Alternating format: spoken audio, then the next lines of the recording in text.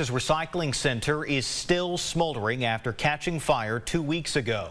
It has left several cities with the question of what to do with recycling materials that would have gone to that facility. KLTV7's Bob Hallmark has the update. It's safe to say tons of recycling is picked up from East Texas residents every day. Tons that would have gone to the river's recycling plant until fire ravaged the building.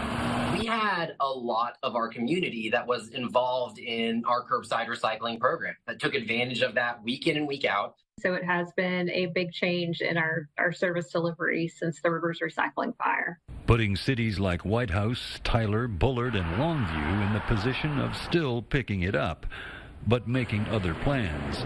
Effectively, you have two trash carts now. If you take your recycling cart out and your trash cart out, they're both going to get picked up, but they're both going to be taken to the landfill at this time. Until further notice, both curbside recycling is paused, but also the fees on your water bill.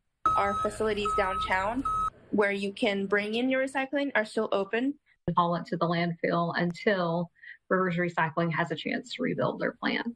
In Longview, the normal cost of recycling could be going back to customers. One of the things we're looking at is actually potential cost savings to our sanitation program because of the recycling outage, and how we can pass those savings back on to our ratepayers and our customers. And hope that a solution can be found. It's probably going to take some time. We are committed to looking for options and to bringing recycling back. Bob Hallmark, KLTV 7 News. Yakeley says it actually cost the city of Longview more to transport recycling to a facility opposed to taking it to the landfill.